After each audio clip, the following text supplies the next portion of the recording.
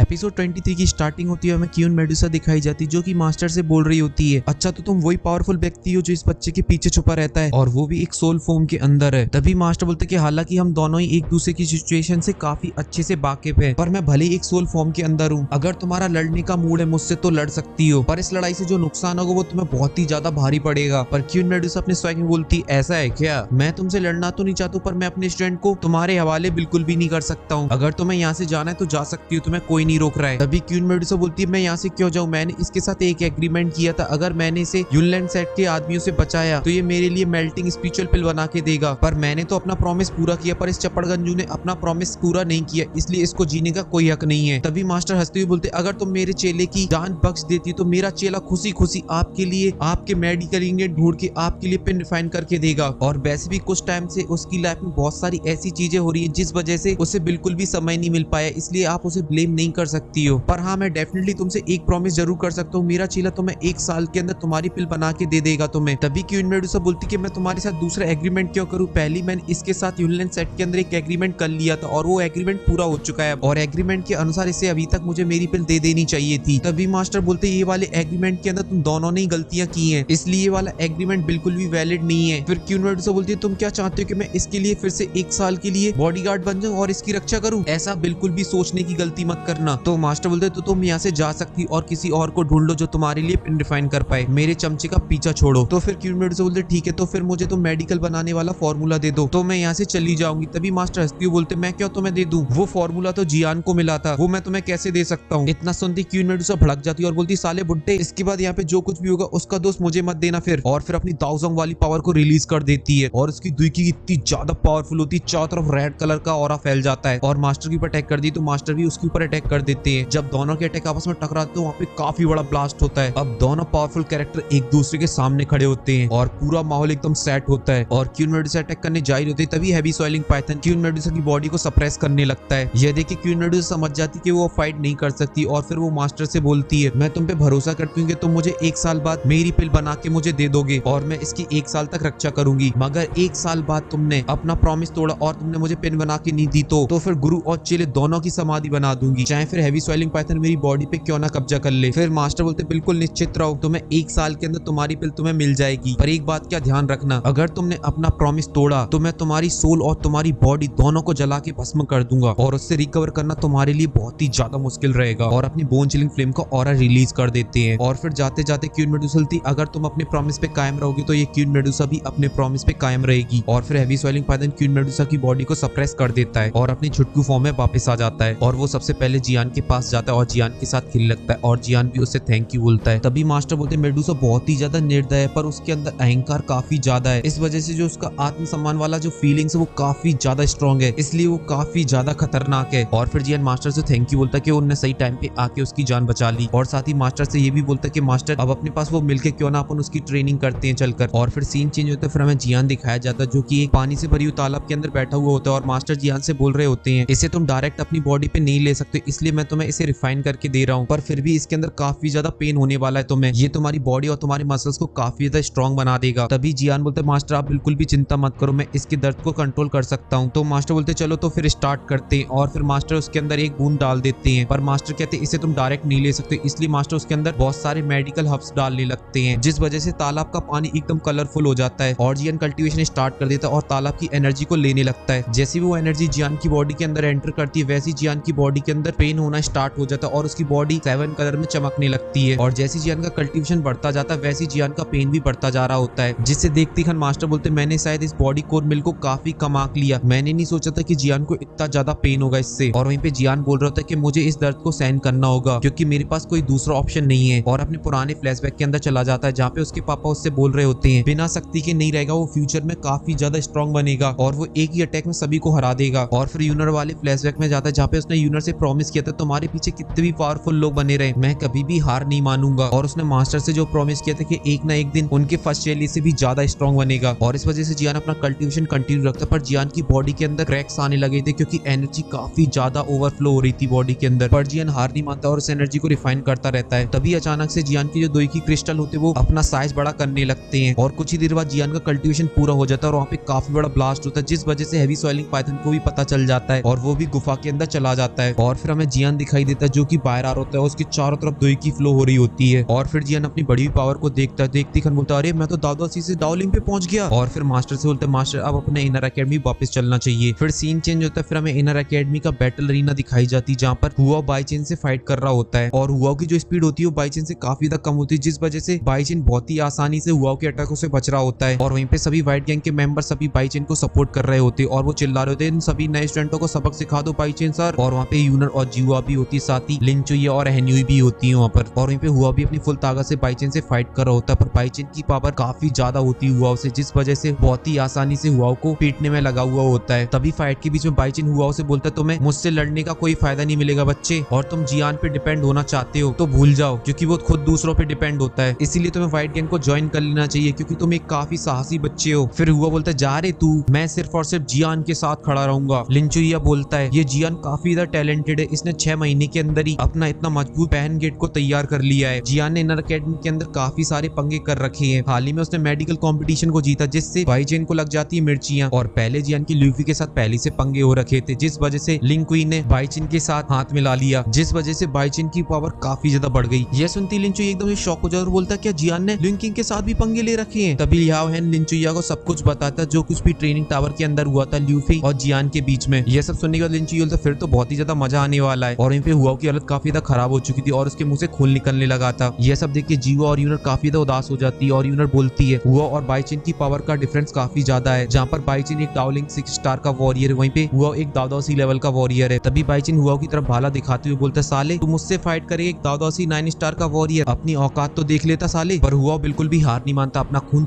अपनी bloody shot पे खून लगाता है और अपने ब्लडी ऑरा को रिलीज कर देता है। यह देख के जुआ बोलती है ये तो अब आउट ऑफ कंट्रोल होता जा रहा है। तभी यूनर बैटल फील्ड पहुंच जाती और हुआ से बोलती है अब तुम यहाँ से चले जाओ, यहाँ से मैं संभाल लूंगी। यह सुनती हुआ वहां से चला जाता है और यूनर को ध्यान रखने के लिए बोलता है। तभी यूनर को देखते हुए बाईचेन बोलता है क्या पैन गेट के अंदर सिर्फ महिला ही बची है, सारे आदमी क्या निपट गए, और वो कहाँ गया तुम्हारा लीडर जियान, कहीं दिखाई नहीं दे रहा है, उसको भेजो तुमसे ना हो पाएगा। और फिर यूनर अपनी दुई की बाई निकालते हुए बोलती है तो मैं हराने के लिए मैं ही बहुत हूँ, जियान की इसमें कोई जरूरत नहीं है। और जैसे ही यूनर की दुई की देखते पूरा ग्राउंड आपस में बातें करने लगता है और तेरी जोका देख लियो। यहाँ तक कि यूनर की दुई की पावर देख के लिंचुई एकदम से शॉक हो जाता है और वहाँ पे एक और बंदा खड़ा हुआ होता है काफी ज्यादा पावरफुल है, वो भी शॉक हो जाता है। और फिर बाईचेन भी अपनी दुई को बाहर निकाल लेता है और फिर यूनर अटैक करने के लिए जा रही होती है बाईचेन के ऊपर, और बाईचेन भी यूनर के ऊपर अटैक करने के लिए आगे बढ़ रहा होता है। तभी उन दोनों के बीच में आ जाता है हमारा जियान टर्की और बाईचेन में एक धर के लात देता है, जिस वजह से बाईचेन पीछे चला जाता है और यूनर का हाथ पकड़ के बस रोमांटिक सीन चालू, ऊपर से फूल गिरने लगते हैं और बीच ग्राउंड में दोनों एक दूसरे के साथ नैन मटक के करने लगते हैं। और फिर नीचे आ जाता है और फिर बाईचेन से बोलता क्या रे बाईचेन बच्चे, क्या तेरे इतने बुरे दिन आ गए जो तू लड़कियों के साथ फाइट करेगा, दम है तो मैन टू मैन फाइट करना, मैं आगे हूँ आ मुझसे फाइट कर। और जियान को देख के पूरे स्टेडियम के अंदर एक्साइटमेंट का लेवल हाई हो जाता है और सभी के सभी काफी ज्यादा एक्साइटेड हो जाते हैं। और फिर यूनर से बोलते तुम यहाँ से चली जाओ, मैं यहाँ से इसको संभाल लूंगा। ये बोलती खन यूनर वहाँ से चली जाती है और फिर जियान अपनी हेवी शॉट को बाहर निकालता और अपनी दुई को रिलीज करता है, जिसे देखते कर बाईचेन बोलता अरे डाउलिंग, और पैन गेट के मेंबर भी खुश हो जाते हैं। नया बोलता अरे ये कैसे हो सकता है, ये तो 15 दिन के अंदर ही डाउलिंग के अंदर पहुंच गया, मैं तो इसे दादासी के लेवल पे मिला था। पर हालांकि बाईचेन एक डाउलिंग 6 स्टार का वॉरियर, इसलिए जियान का जीतना बहुत ही ज्यादा मुश्किल है। तभी हैनी बोलते मुझे पूरा विश्वास है इस फाइट को जियान ही जीतेगा। और वहीं पे बाईचेन जियान से बोलता कि मैं इस दिन का बहुत ही दिनों से इंतजार कर रहा था जब तुम मेरे सामने होगे और मैं तुम्हें मार मार के भूत बना दूं। तो जियान बोलता है आ जाओ ट्राई कर लो। ये सुनती बाईचेन अपनी दुई को बाहर निकाल के भाले से जियान के ऊपर हमला कर देते, बस जैसे ही वो जियान के पास पहुंचता है जियान वहां से गायब और यहाँ देखने लगता, तभी जियान पीछे से हमला कर देता है, फिर जियान उसके साथ फाइट कर लेता है, फिर जियान वहां से गायब। और जियान की स्पीड देख के बाईचेन एकदम से बावला हो जा रहा था। हालांकि जियान की स्पीड तो काफी ज्यादा फास्ट थी पर बाईचेन काफी ज्यादा स्ट्रॉन्ग था, इस वजह से वो जियान के हमलों से बहुत ही आसानी से बच जाता था और बाईचेन के हमले काफी ज्यादा पावरफुल होते थे। इसलिए जियान समझ जाता है कि मैं इसे स्पीड से नहीं हरा सकता, इसलिए जियान डिसाइड करता है अपने 3 मिस्टीरियस चेंजेस को यूज करना और फिर जियान अपने 3 मिस्टीरियस चेंजेस को एक्टिवेट कर देता है, जिस वजह से जियान की तरफ काफी तेज दुई की फ्लो होने लगती है। और इसी 3 मिस्टीरियस चेंजेस के साथ ये एपिसोड यहीं पे खत्म हो जाता है। अगर आपको ये वीडियो पसंद आई तो प्लीज वीडियो को लाइक करना, चैनल को सब्सक्राइब कर देना। अपन मिलेंगे नेक्स्ट वीडियो में, तब तक के लिए बाय। वीडियो को देखने के लिए थैंक यू।